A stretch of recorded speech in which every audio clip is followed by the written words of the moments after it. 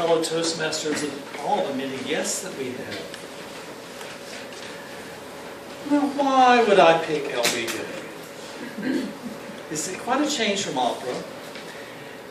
I have read hundreds of biographies over the years. And the only biography that I found that was as interesting as LBJ was about Pamela Harriman, who was the leading courtesan of the 20th century.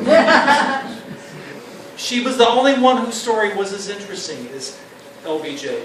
He was a very flawed character, but to me, something about LBJ is sort of like your average man or woman.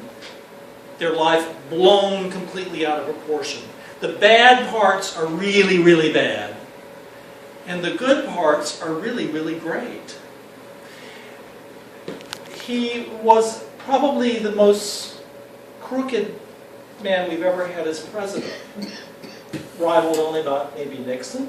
And yet, LBJ was a person who had high ideals and brought about changes that nobody else could bring to millions of people.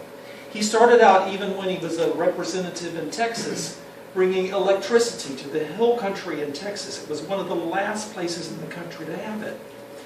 When he was in the Senate as well as a president, he was the only person who could have gotten civil rights legislation passed. The only person who could have done it. So this is a person who's done great things, who's also very, very flawed. One of the most interesting sagas in his life was what happened on November 22nd, 1963. Many of you young whippersnappers are too young to really know about that. You know about September 11th, but this was our September 11th. This was when JFK was brutally murdered. Now, to paint a picture of this, LBJ had gone from being master of the Senate. He was the most powerful man who's ever held a position in the Senate in the entire history of the Senate, and the only person who's ever been able to get anything done there. And he had gone into the Senate when only old men became heads of the Senate. He became head of the Senate as a first-time junior senator. This is an amazing accomplishment. And he got things done. But once he became vice president, the Kennedys thought he was just Cousin Cornpone. And they put him out to pasture, and he didn't do anything. Really, for 3 years, they just sent him out and about. Well, when JFK died, LBJ was a really big man. He was 6'3", which today is not so big, but in 1960, it was big. And he was very animated. He's very animated, very full of excitement. And they said that if you went more than an hour without chewing somebody's butt out, that was really unusual. He was a fierce temper. But as soon as he became president, they said he completely, totally changed. He had an inner resolution to become presidential, and he did. All of a sudden, all of this antic stuff went away. He became very still. He became very authoritative. But he had one big obstacle facing him. 5 days after becoming president, as an unelected president, in one of the worst times in American history, he had to give a speech to Congress that was going to be televised. LBJ was a rotten orator. He had made it this far with using all his other skills, and Texas money. Oh, Texas money. Yeah, he knew how to pull that stuff. But he could, a small group like this, he could be very effective. Put him in a big crowd, and he would start doing all this, and he would start going really, really fast, and he would stumble over points. So something had to give.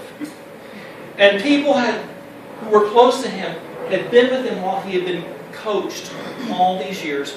And they were going up saying, slow down, slow down. He couldn't do it. He just couldn't do it. Well, for this speech that was going to be televised, he had some help. Now, you have to understand one thing about LBJ. Now, by me saying that he was not an effective orator, I am not saying that he was not a very effective person. Probably, of all time, he was, hands down, the single most effective persuader in history. And he would come up to somebody in Senate, and he would get there, and he'd grab your collar, and he'd get down here and look at you, and he'd look in your eye, and he would not waver until you did what he wanted you to do. And the list of times when he could get people who did not want to do what he wanted them to do, how he could persuade them, was long. He was just the best. But he couldn't carry this into the speaking situation. So what he decided to do, he had Ted Sorensen, who was LBJ's speechwriter, probably the best in the nation, writing up the speech. Then he went through it and he changed certain words, and then he had a friend of his corn it up a little bit. But how he managed to deliver it was, he had it all typed out, and he had every sentence written like a paragraph. Then after each sentence paragraph, he said pause, or pause, pause, and then underline. And you know, when we are in Toastmasters, we're all encouraged to be like Dan, which was, you know, free form, move around, move the hands, and all this stuff. He did totally the opposite. He got up there. If I had the podium here, I would be demonstrating that he would grab the podium. He didn't move. The only thing that moved was he had this enormous head. And he would move this head and he would thrust it forward. And he would speak real slowly. And he started out the speech, "My fellow Americans, all that I could give, I would freely give so that I would not be standing before you today. The greatest leader in modern times has been struck down by the foulest deed in modern times." And he kept up this pace throughout the speech. And people were getting blown away. He'd never done this before. And the speech is available on YouTube and you can watch it. And he never wavered from that centeredness. America was falling apart. I mean, this has just never happened here before. And he gave this sense of centeredness, this sense of power. He was unrelenting for 27 minutes. And the amazing thing is, throughout his presidency, he was able to keep this going. This completely changed speaker. It's quite a phenomenal story. And I remember when I told you how he had changed his whole way of being? He couldn't keep it up forever. But he kept it up for a long time. He would have been one of the greatest presidents we had it not been for Vietnam, which would have sunk anybody. What I'm going to end up playing for you is the final statement that he made. And this statement was so powerful that even his enemies in the Congress were applauding. And they said that this is Congress. This is a very stolid environment. There were people crying all over Congress. I mean, this has just never happened. And listen at how really beautifully he works every word.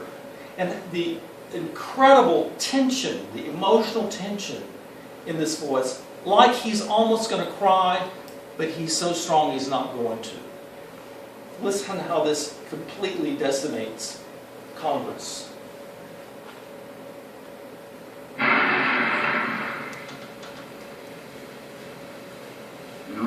Thanksgiving Eve, as we gather together to ask the Lord's blessing and give Him our thanks,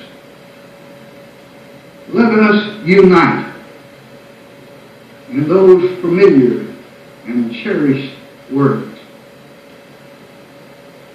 America, America,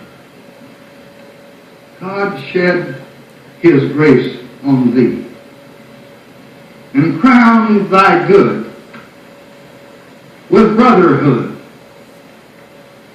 from sea to shining sea.